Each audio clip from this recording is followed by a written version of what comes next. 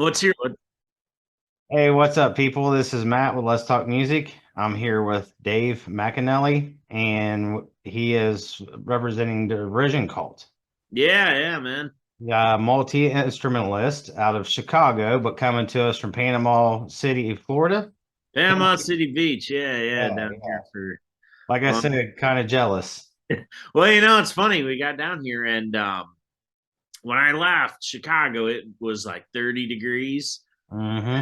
I have a friend who told me it's 75 there right now. So we're like in that weird Chicago or October weather where like summer's still kind of hanging in, but yeah, pretty nice to get away for a little bit. Yeah, we've got that going on in Columbus too, man. It was it was really cold Tuesday, Wednesday, and Thursday, and today it was in the 70s. Felt great. Yep, yeah, see, yeah, you're in the same thing we were in.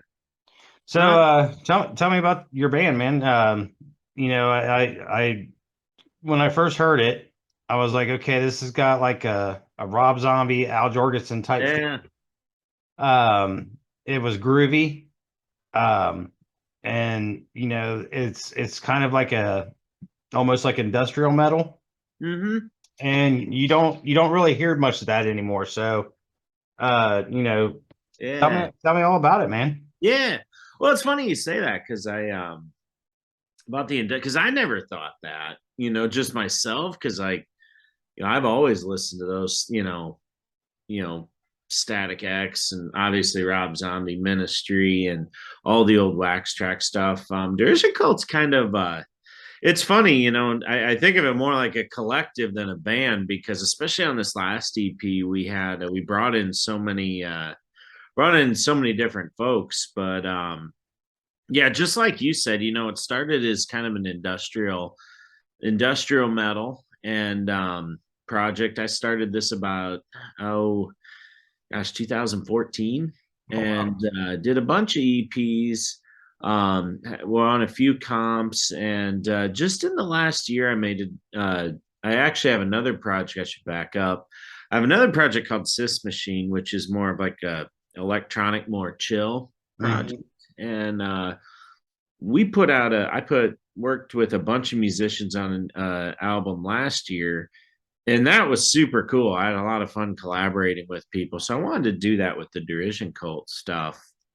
And so I hooked up with Sean Payne from Cyanotic, Conformco, RoboHop, kind of the hardcore Chicago industrial scene.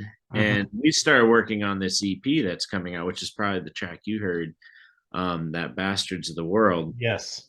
And that um, we really introduced a lot more. Sean is really instrumental with this new stuff of retaining some of that metal and hard rock elements, but really rooting it in kind of the classic Chicago Wax Tracks industrial sound. So a lot more of those big beats. So you hear a lot of that in there. Um, but on this EP that we have, that'll be out December 2nd, called Mercenary Notes Part One. Uh, that Bastards the World is on. We've got tracks that have Chris Connolly from Ministry or Volton Cox sings a track on there. Justin Broderick from Godflesh does a remix. And then actually Reeves Gabrels from David Bowie's band and now in The Cure plays a bunch of really cool solos on it. And which I was a real thrill for me because, I was a total metal guy in the early 90s. And, when I first heard him and what he was doing with Tin Machine and really like it just like changed my mind completely on what like lead guitar could be. Right. And so to have him on this really comes full circle. But yeah, where we I Derision Cult now, we really with this new album, there's a lot of those metal elements like Bastards of the World, but we brought in a lot of country. And a lot of more uh kind of ambient things into this one as well. So I'm really happy with that because I think our last album, Charlotte and Zinc, which kind of came out last year, it was pretty gunmetal gray, and it needed to be for what it was. And it was really it was really fun this time to kind of expand that a little bit. But yeah, I think of it, especially now that we brought in so many artists to play on things and all that. I like the term collective. I think that's like appropriate for what we're doing. But Right. yeah, that's kind of what it is. So you say that you started on this back in 2014. What is I mean, when did you actually start making music? Oh, yeah. So I was in a bunch of bands in the '90s, and total hard rock, metal, industrial stuff. And I, played in my share of cover bands and all that too. But did that in about 2004. I moved to Chicago and kind of got just caught up in other stuff, career, got really big into triathlon and Ironman and did that for a few years. And then just kind of came back to music, partially because I missed it. And I had a lot of stuff that I wanted to record. Um, and I was really honestly to talk about kind of what I guess go down a bit of a rabbit hole again on. I'll bring this back full circle to Mercenary Notes. I When I moved to Chicago, I had an opportunity to meet a lot of the I guess kind of my heroes a little bit. People from Chicago that were big in the Wax Tracks early '90s scene that was kind of removed. I'm originally from Iowa, and what I learned through that was one guy in particular, Jim Marcus, who is the headed a band called Die Warsaw in the '90s, which is a really influential industrial band. He has a band called Go Fight now. What I learned from him was that in addition to Die Warsaw, he's a very well respected font. He designs fonts, and he's a very respected graphic artist. And he does all these other things, and I think what I learned. I was probably like a lot of people in the '90s, where it was like, I got to have a band and it's got to get signed, and we got to do this in very kind of tunnel vision about what it means to be an artist. And when you're not able to do that, or you get caught up in other things, I think it's really easy to just kind of, well, then put music aside and forget about it. And what I learned from Jim and a lot of and then through him, I met a lot of other of these artists who created all these amazing albums in the '90s. Well, they were also teachers, and they were also, I mean, they were creating really great work. And it wasn't really about whether or not this is like a full-time job or whether, and that really inspired me to just look at music differently. Art has value for its unto itself, and how good it is isn't really determined by how big the paycheck is coming at the end of it. And so I thought, well, this is silly. I should, if I've got things I want to do and things I want to say, I should do it. And so that's really kind of what inspired me to get back into it, was that revelation with Jim. And Chris Randall from Sister Machine Gun was another one. But what's really cool now is Jim did all the artwork for Mercenary Notes. And so the Bastards of the World cover, our new logo, all that, I was able to collaborate with Jim, and that was a real thrill to be able to do that, because Jim is my outside of music, I spent a lot of years in the ad industry, designing ad, and a lot of our music has themes about kind of how we manipulate people through media. Right. Well, Jim comes from that world too, so we bounce a lot of our ideas about kind of what we want to say are really common. So that was a really awesome thing to be able to do on this. But yeah, that's kind of how I got back, how I started, and then I got back into it after that break. Okay. But So what's like your musical roots? I mean, not as far as your influences or anything like that. Like, what actually just made you say, I want to make music? What made you want to create? yeah, that's a good question. I think it was two things. Number one, and it's so funny, we just talked about doing music outside of a full-time career. But I remember there was a talent show like I think I was in 7th grade, and my history teacher and the janitor, unbeknownst to me at the time, had a band. And so at the talent show, they got up and they played like Proud Mary and some other, '70s song, but Right. kind of one of those revelations that like, oh, regular people can play music, and that really, and the janitor was a guitar was the a guitar player, and he kind of showed, after, I was kind of like, I knew who he was, and I, started asking about guitar, and I just kind of made it a mission then that I was going to learn to play. And then just, I think how a lot of people are, I kind of fell into a crowd of musicians in high school, and, um, kind of grew from there. But I think it was that. And then I think like a lot of people around that time was when I found out about Metallica and Guns N' Roses and stuff like that. So I was real thrash metal and Megadeth, for a few years there in my world, as far as music revolved around what Dave Mustaine did or didn't say. And, probably like a lot of people. Right. And Right. so I was a total thrasher. Later on, I really got into kind of completely opposite of this.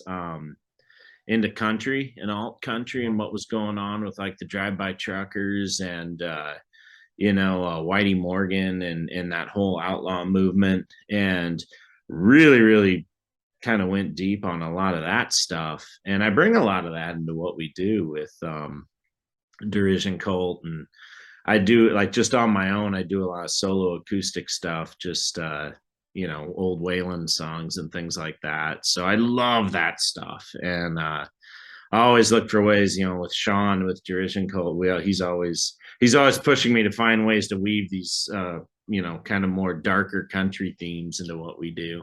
Okay. Yeah, I mean it's I guess, Bastards of the World, hearing it for the first time. I didn't pick up on any kind of country influence. Yeah, you wouldn't on that one. There's a track on this called Slaves Rebuild. But we've got full, and Reeves does a killer solo on that. But we melded a lot of like dark acoustic guitars and mouth harps and kind of those kind of country intervals into how that song's built. And Mm-hmm. so we have a lot of that there. There's actually Mercenary Notes 2 is going to really go into that, because we get into full on. We've got tracks where there's, tellies playing country telly style riffs, against these big industrial beats, but not, I don't feel we did it in like a cheesy way. I mean, it's to the original spirit of those kind of Towns Van Zandt, Johnny Paycheck songs where, we're talking about dark stuff, and it's not, like cheese, Right, right. I mean, because I have a lot of respect for that kind of music. I don't look at it as like silly, good old country boys drinking beer in a pickup. To me, there's a real dark, there's a very very serious human element to what those guys like Waylon and you know like I said, Johnny Paycheck or Towns Van Zandt, people like that were doing and saying. And I think in a lot of ways there's a real through line to industrial and metal on that side too, that I don't know if it's necessarily something unique or not, but I think it's really cool how these things live together. Yeah. um I think I've never, I'm kind of one of those people that, there's two kinds of music. There's good music and bad music, and most of us know it when we hear it, and so Yeah, that's very true. So the video, tell me a little bit about that. yeah. That was quite trippy. Yeah. Well, And again, it kind of, I mean, it made me think of like Ministry. I mean, that was I remember back in the day, I kind of, with Ministry, I was a little on the fence with them. And then, I remember seeing one of their videos on uh Headbangers Ball. yeah, I remember, yeah. Yeah, and I was just like, wow, okay, these guys are cool, I That's mean, probably, yeah, you're probably a lot like me, because yeah, it would have been Ministry kind of came into my orbit on Headbangers Ball too. And it mhm, was probably that Burning Inside video. And same thing, I like I said, for me, guitar, I started life with guitar as thrash metal, because it's around the time like Injustice for All and mhm. Rust in Peace came out. And to me, it's like, this is as good as music's ever gonna get, and um so I learned all those, but then hearing like those kind of riffs juxtaposed against electronic stuff for no other reason, just I thought it sounded cool. And then, like I said, with Reeves Gabrels, I saw a Tin Machine video on like, it wouldn't have been Headbangers Ball, but I just remember that guy's making all these crazy noises, and you could tell he could shred, but he's not. He's just making like he's using the guitar like a big sound machine, and I thought Right. that, and that kind of was like a gateway drug for me to into industrial. But yeah, that video, that actually originally, Sean and I, Sean Payne is, who produced this, Hmm. and he's if you meet him, a lot of people probably don't know this, but he kind of actually was big into video production before he was a music producer. Um, and he has a lot of knowledge about just old school, um, just analog effects. Like there's no green screens or anything in that video. We Okay. just shot a lot of stock with smart lighting and just created all these big layers. So like you said, it got kind of trippy. And then there's like the logos and stuff, which Jim Marcus designed. But yeah, like the playing scenes and everything, we shot that at Glitch Mode's the label. We shot that at the headquarters there, in a garage, but very, very analog, Hmm. kind of like the way those Ministry videos would have been done. And Sean and I talked about that. Like, we really wanted that video to feel like a video from the 80s, or, I mean, we sliced in some newer digital things, but it was really meant to feel like one of those, um, videos that was kind of made with the limitations of the technology back then. You Right. know what I mean? Where like, like Burning Inside, or, just sticking on the Ministry theme, like the Stigmata video. I mean, those are made with the way they would make those things is, they'd film them like, everyone's kind of moving, and so they'd cut the tape to halftime so everyone's moving Hmm. slow in the video. Then they play it regular and it looks all weird and disjointed. We thought about a lot of that kind of stuff. And same with lighting, rather than like, how did they light horror movies and use like, pretty basic effects. Like a lot of the lighting, I mean, I think we jacked up the contrast and stuff, but a lot of the shadows and everything were just done by like holding a grate over a light and causing, effects to look the way they did. And we borrowed a lot of that from the way horror movies are made. So we really, as much as that video is trippy at the end of it, we put a lot of thought into how could we make this in the way that a video would have been made in the late 80s. And the theme of it, that, we have some, B-roll and stuff interjected in there, but I'll tell you what, it was really Sean's vision, to do it that way. I didn't get it at first, but once we had all started coming together, man, he was right on. I think, it was a fun video to make for sure. We did another one for a track that we're going to release, in a couple weeks, called Deaf Blood, and that one's animated. We worked with Okay. Empire Animation out of Vancouver to do that, and man, that was a trip making that. I bet. It takes a lot. I didn't know anything about animation going into it. I just knew, man, we should do an animated video. And you know, a couple seconds here, a couple seconds there can take weeks, to animate and everything. But that one was fun to do because, we built a storyboard. Reeves Gabrels had some input into that. And it really kind of tells the story of the lyrics Chris built. So I'm really excited to share that one too. But we wanted to make sure we put out Bastards first, just to kind of set the tone. And you picked up on it has that old school, um, kind of how videos felt back in the day. Right, right. And that was one of the first things that I said to the publicist. I said, "Hey, Tracy, this sounds like, it's got the Al Jorgensen and Rob Zombie feel." I said, "I really dig it. It's groovy, and I was like, let's set something up." Yeah, yeah. Thanks, man. Because I mean, I really, I'm a music lover. So Yeah, I'm more rock and metal than anything. But I've got roots of old country. Cool. Hell, even back in the old R&B with like oh my God, who was Bobby Brown, the band he was in. Oh, New Edition. Yes, New Edition. Yeah, for I mean, sure. I grew up Well, on that stuff, man. dude, you know what? You listen to the beats in those things. We talk about this a lot. We sampled actually on this Derision Cult stuff. We sampled a lot of Power Station. Oh, That okay. was Robert Palmer's band. Like you Yeah. listen to those drums and New Edition or those belt or what was the other one I just listened? That Boys to Men track, Motown Philly. You cannot if you are a Oh, heck lover of yeah. drums and percussion, there is no denying that track is badass, man. It's just, and they played all that. I mean, this is before there was computers and Pro Tools. Like, Oh, yeah. these are actual cats, like laying this stuff down Right, like right. that. Yeah. No, you got to respect that. I hear you for sure. It just, I mean, it's it's really nice to, because we have a really good rock station here in Columbus, 99.7 The Blitz. Yeah, yeah, I know that.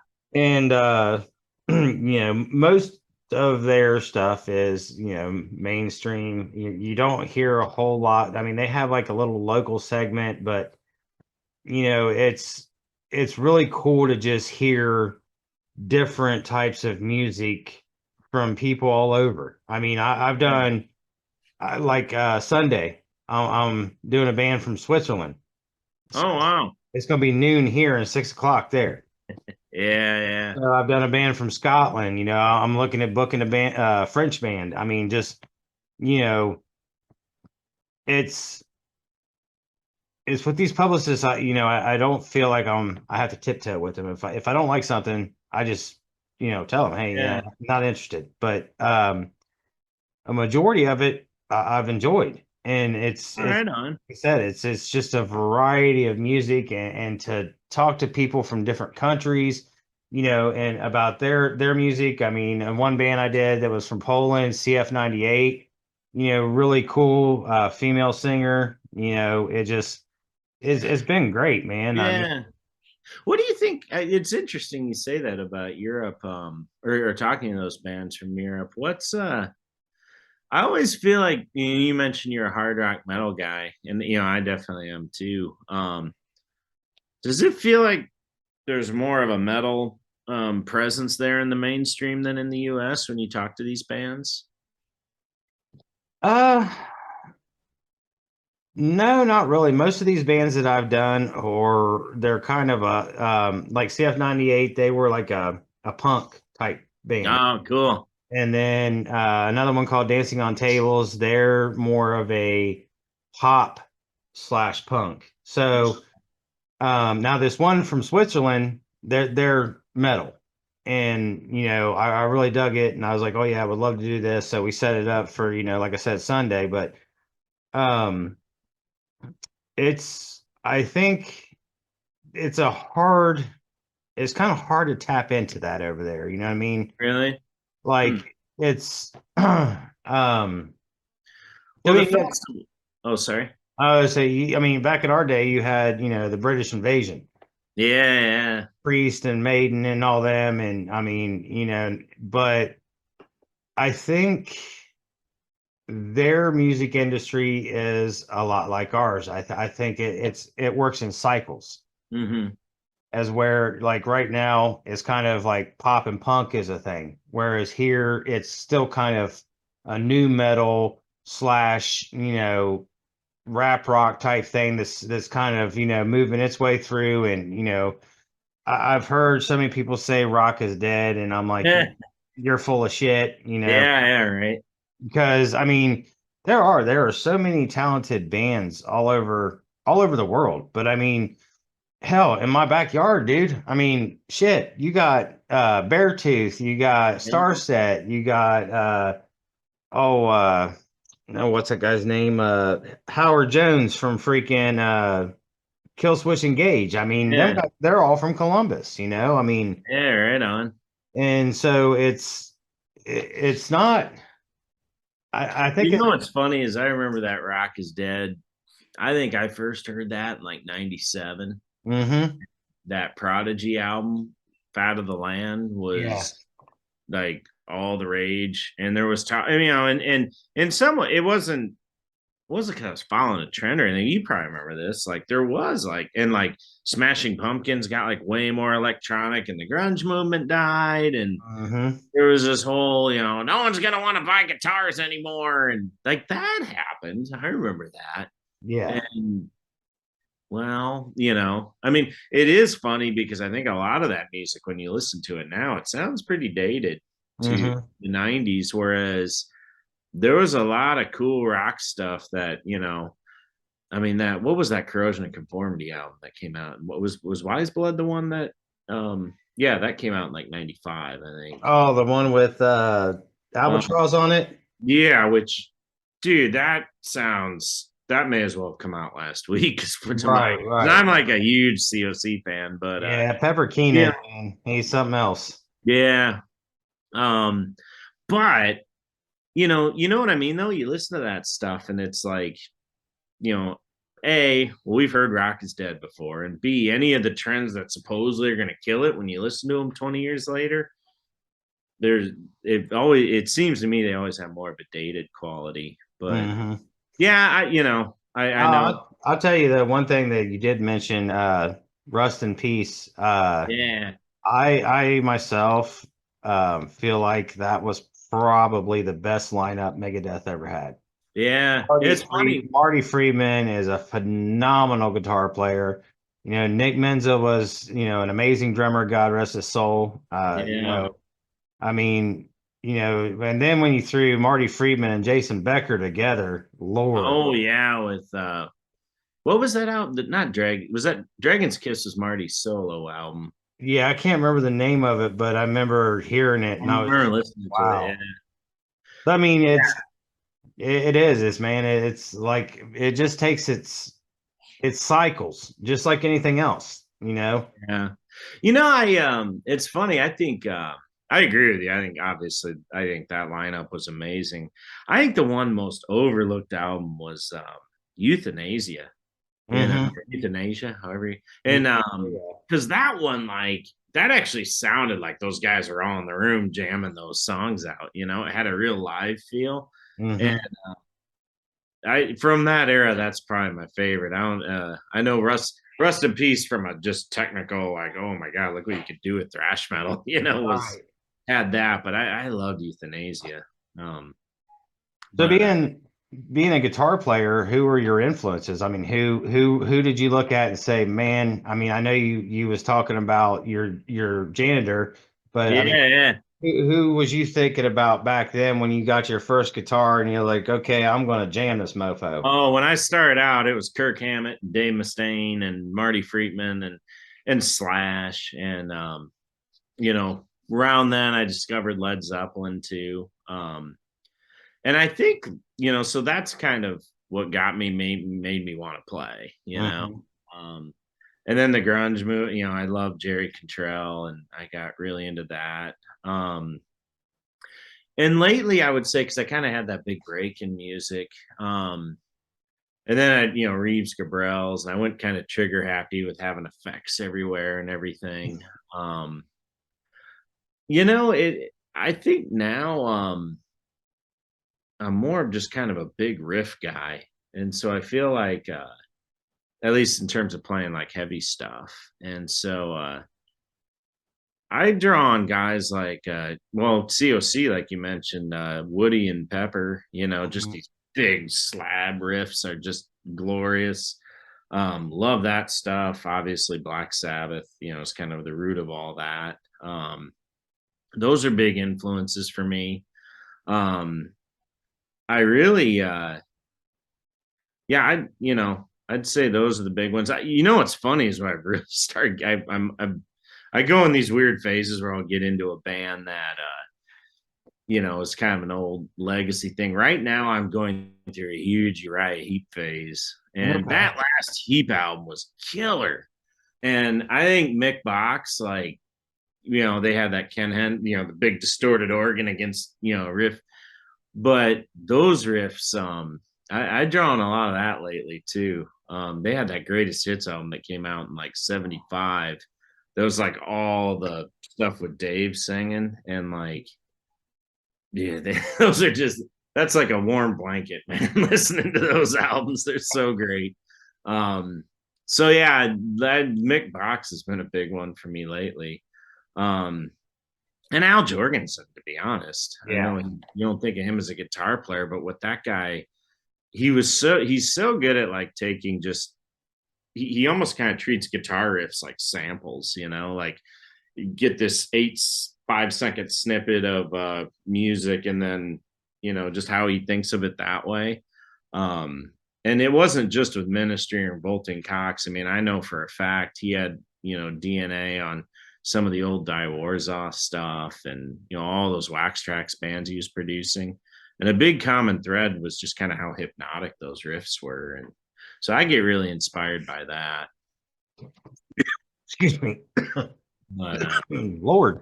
no, I think and I mentioned Kirk Hammett, but the guitar I played Bastards of the World on is that's got all of James Hetfield's pickups and everything in it. And so definitely his sound is a big one for me. And well, your shirt, man. Yeah. Those just big, huge riffs that are just dead nuts on with the beat. I mean, I think that it sounds simple, but it isn't simple to get it to sound like that. And there's a real art to that, just making a big riff sound cool. And Yeah. those guys are masters at it. So what's your axe of choice? Well, I've got a dangerous guitar addiction, but I for the Derision cult stuff, I had a Wild Audio Blood Eagle with those James Hetfield pickups, and for like most of the heavy stuff, on Bastards of the World, that one you heard, yeah, that was pretty much that. I got a couple Les Pauls that I use for like more textural things. One of the Slash ones. I have an American Telly, which I'll be buried with. And then yeah, I've got a few things like couple more Gibson's SGs, and then I have a Martin D18 that I just love, and we use that acoustic on a lot of the Mercenary Notes things, so that'll crop up a bit. So yeah, I guess guitars are kind of like I feel like they're almost kind of like palettes or color palettes, like there's certain things, just a telly, just you need a telly, and for big slabby heavy riffs like Les Pauls and stuff with EMG active pickups in them and things like that are my jam. Awesome. But yeah, that Wild Audio, those are great. You a guitar player? No, sir. I tried. I failed. So I guess I haven't really tried since. But anyway, Dave, we're getting. I got the. I don't have the Pro Zoom, so we're running a little short on time here. It's about okay off. But hey, man, I appreciate all of your insight and yeah, man, enjoyed very much talking to you and look forward to hearing some new music, man. Bastards of the World was great. Looking forward to hear something new. Yeah, hey, it's good talking to you, man. Yeah, Mercenary Notes part 1 will be out December 2nd. November 4th, we'll be dropping a single, Death Blood, with that animated video, and that's got Chris Connolly singing, Reeves Gabrels on lead guitar. Remix by Martin Atkins will be on that single too, which I think this is the first remix he's done in over a decade. So awesome, bro. It'll be cool, man. Well, again, man, thank you very much for talking with me. Love your enthusiasm. Hey, thanks. It's great, man. I'll look forward to talking to you again. All right, man. Good talking to you. Enjoy. It's good to talk to a Columbus guy. Like I said, my brother's up there, and it's gonna drive me nuts because I can't remember the town he moved to. He was in Westerville, and now he's Sunbury. Sunbury. Okay, yeah, that's not far from Sunbury. Okay. Yeah. So I'm in that area a couple times a year, I suppose. But... All right, cool, brother. Well, thank you very much, and we'll talk to you soon. All right, man. We'll see you. All right.